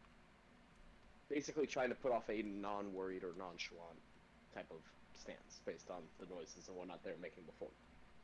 Okay. And if they go for him, he can just snap away in an instant. If they don't go for him, then there's a good chance he can kind of convince the others Okay. to chillax. So, as you're just sitting there, the one that had previously nudged the chicken drumstick towards you has this long chain of sausages that is just chomping and pulling more and more into its mouth as it's just lifting its head up and down, pulling at the length. And then as it bites and swallows that one, it gives that chortling, laughing sound, and then nudges chicken drumstick in your direction again.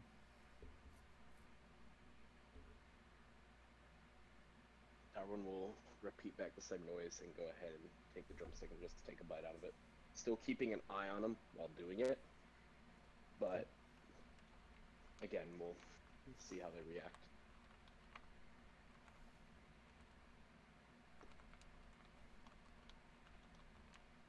Okay.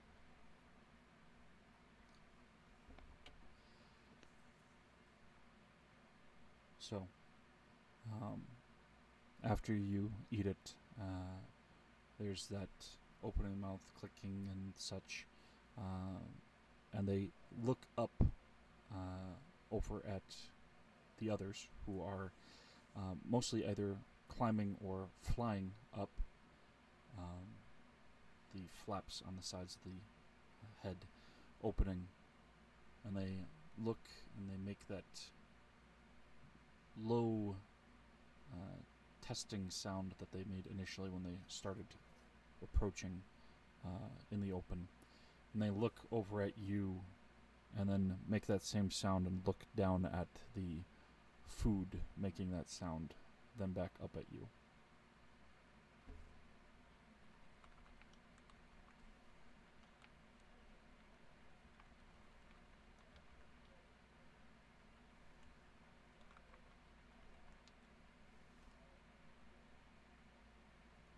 Forgot to unmute myself again.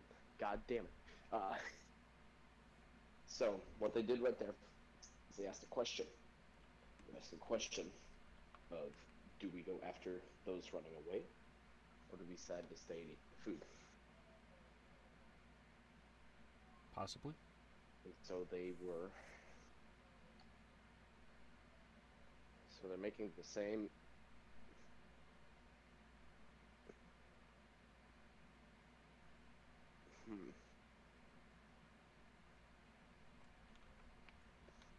Darwin's gonna gesture back towards the food on the ground and then make the...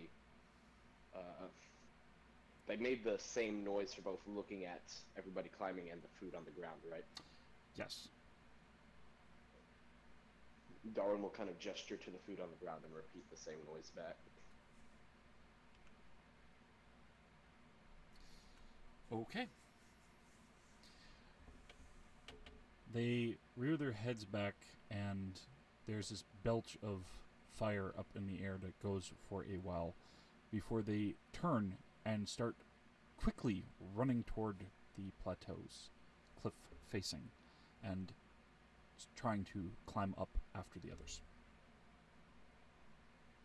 Bwomp. You had one job. Hey, I delayed him, okay? But You the had good to news antagonize them. No, but the good news is that my secret goal was to get him in the range with a fear spell, which I have the cone version of it, which is a real nice group version of it. And So yeah, because of the fact that they are running and you didn't have it as a prepared spell, you had Dimension Door. You will have to run after, but then you can cast it. So 30 would just barely catch them for the one that is further away. okay, that should be fine because that's within my movement speed, so I can easily do that.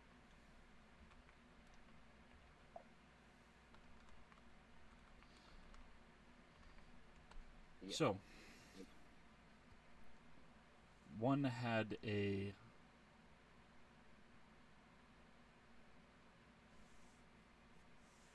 nat 1, -1, and the other had 17, -1. So they both fail. And they give the shrieking sound as they look back at you, chasing after them, and quickly start running off in separate directions. The ones inside the illusion of the cage shriek as well.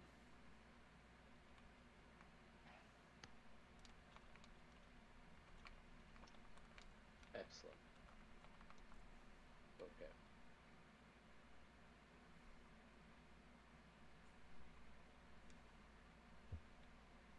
Alright, I can sacrifice a couple spell slots to get me back the sorcery points needed to get another fear spell.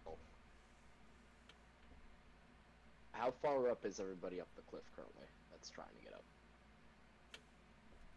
Well, it would have been one turn, so, I think Alan would have been the one who would be the furthest back because of, movement speed-wise. Yeah, even with, dashing and such, they'd still be another 60 feet up the nearest cliff facing. Gotcha. Okay. Question. Does fear go through a wall that isn't actually real?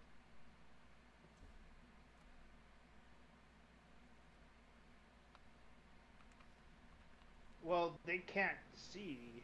Yeah, that's the issue, is that if it ends its turn in a location where it doesn't have line of sight to you,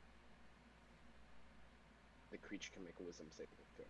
I mean, these things don't have good wisdom, clearly. So the odds -1. of them making it... Yeah, exactly.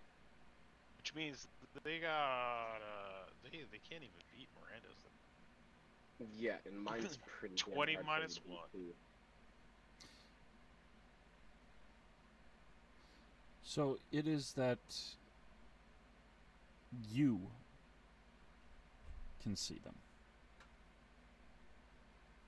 Yes. It'd still be So I could frightened still of you technically as if it can sense you, whether it can see you or not.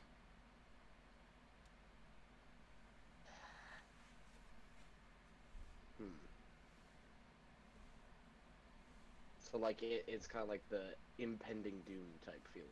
Like, they know I'm in the area, and they're like... That, or it might affect other senses, etc. But yes.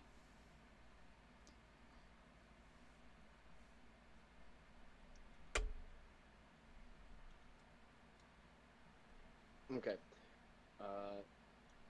Darwin's gonna go ahead then cast it again.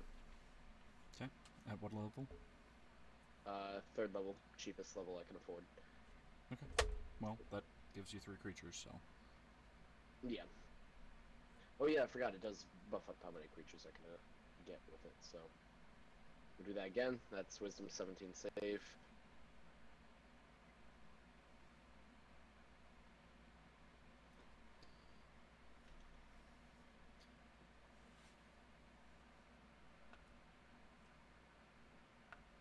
And then after that, if he can still do it in the same turn, I mean, he'll signal to Miranda to drop the illusion.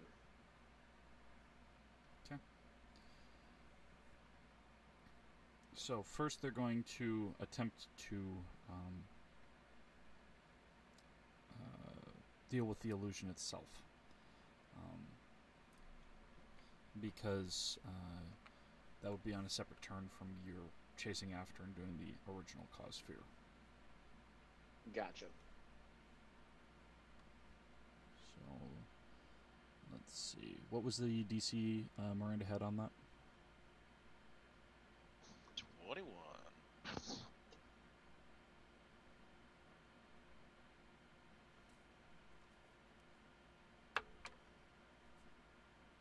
Yeah, nope. They do not disbelieve the illusion before he's able to use cause fear on them. 2 of the 3 are trying to flee as far as they can within the illusion. The other one is crouching down and shaking its fat tail, mouth open wide, just this drool hissing down onto the ground. The bloom When they get open. feared, I'll drop the illusion. Okay. So one of them does not appear to be afraid. The other 2 immediately start running as soon as they are able to. Cast fear DC 21 on the one that's not afraid.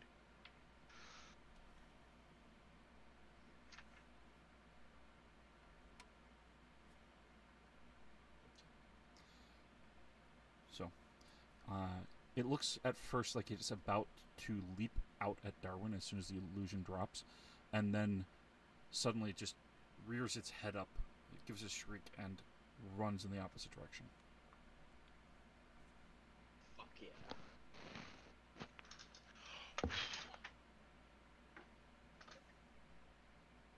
Hot damn. Yeah, we totally believed in you guys. As you guys flee up the dough. And the good news is, I still got that spell slot saved to get my ass up that cliff face easily.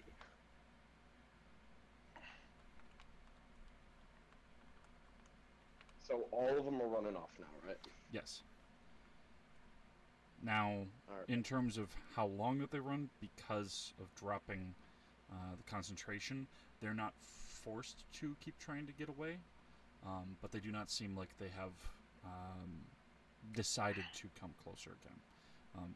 Being more Yeah. primitive, you think, they're not intelligent enough to necessarily realize it was a spell that was used.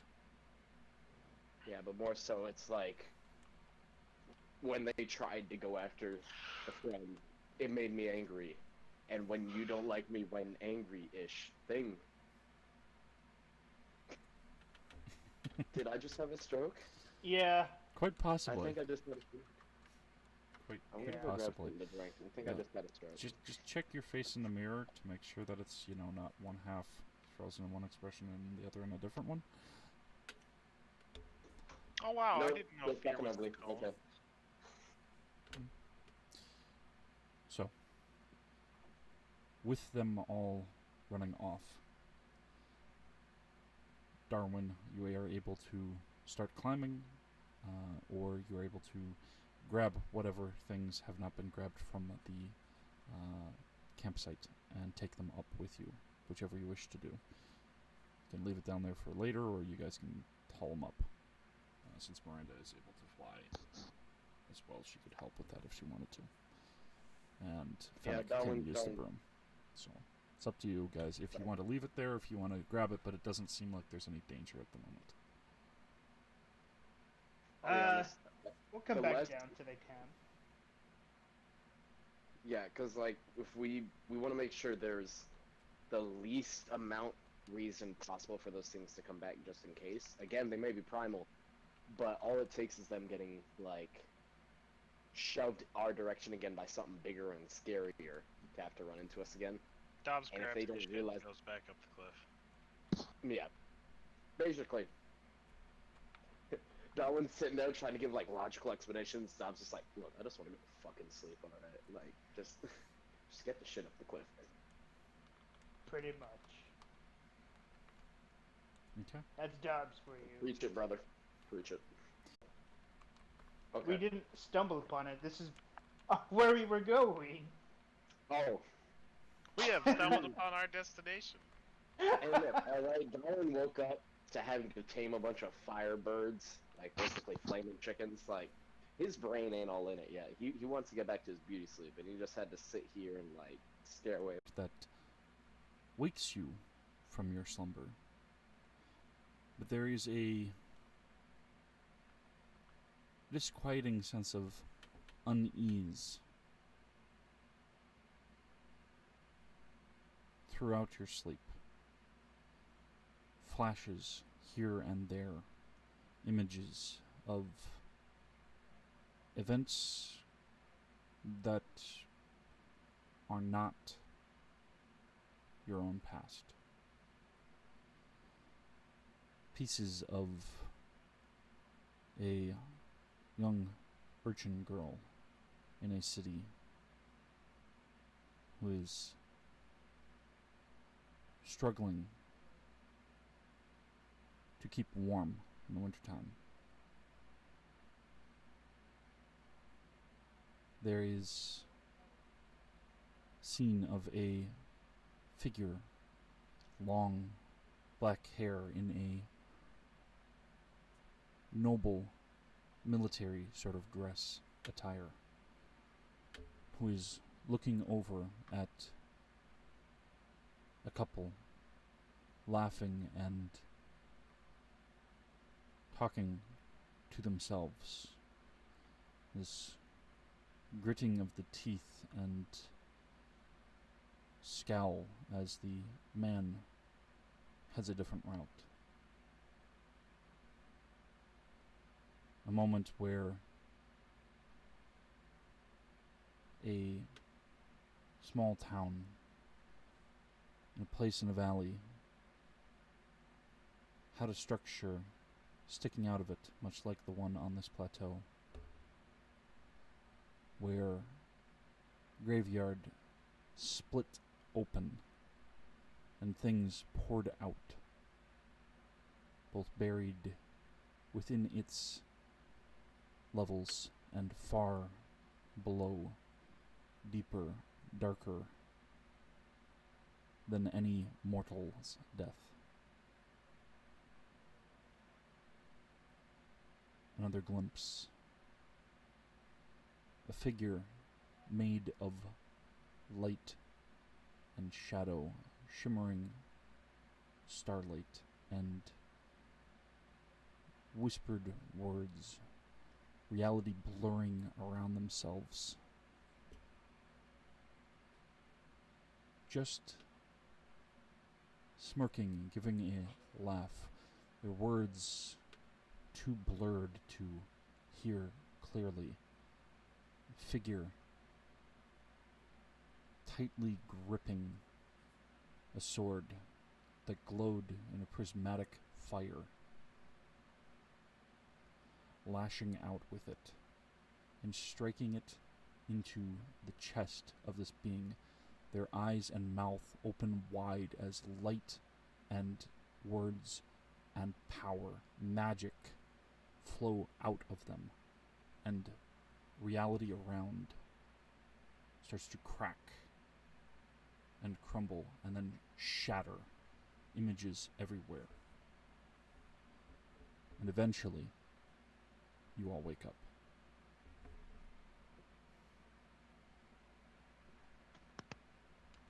Long rest complete. But at what cost?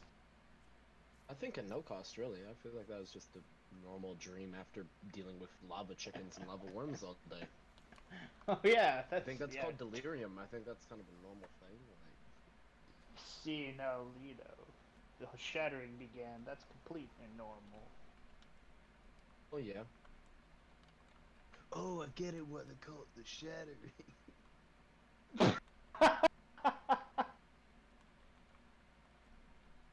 Well, at least I made one person laugh with that shitty joke. That's good enough for me. All right.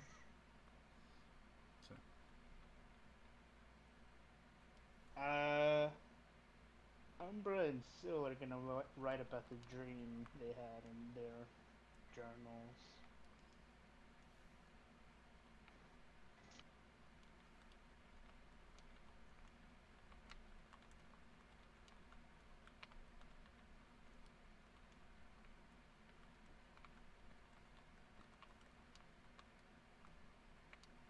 Owen might jot down a couple things just because who doesn't love writing a song about a dream, you know? And Starwin's quite the bleeding heart. I mean,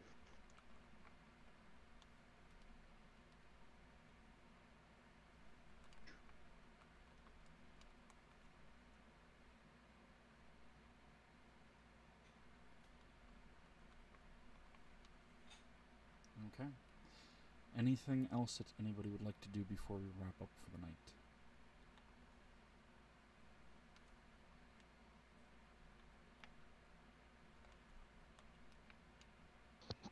Nope.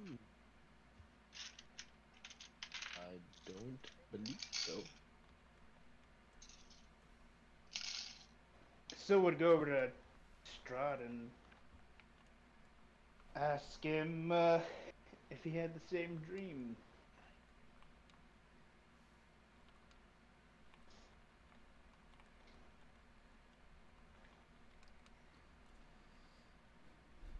I do not dream of much, save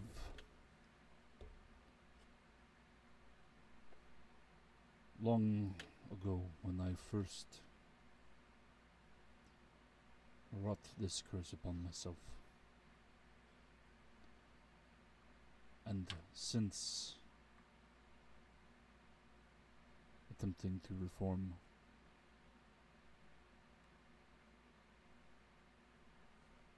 instances here and there where individuals were regretted to be gone. But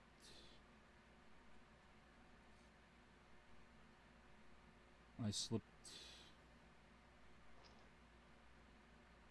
and felt as if working away in some room, tinkering with something, I don't know what.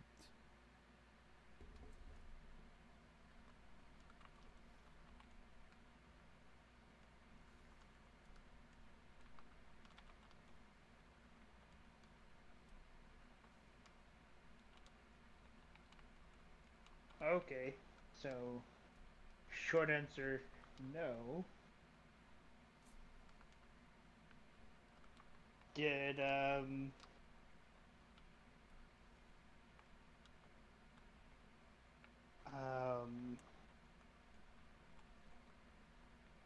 the guard tell you anything else about that observatory? Nothing really valued. They were barely in there.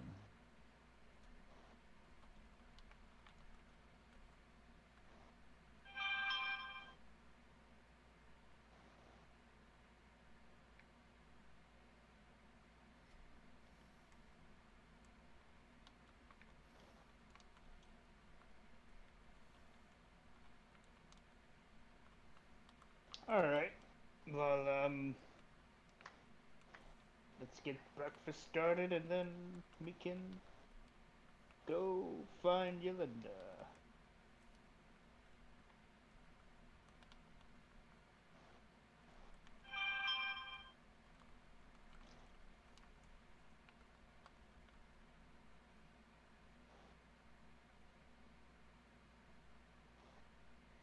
Alright.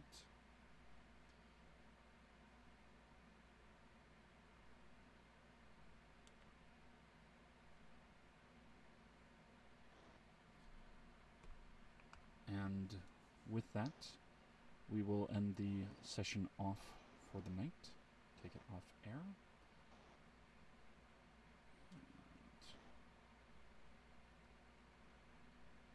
Bye, friends. And that was a really good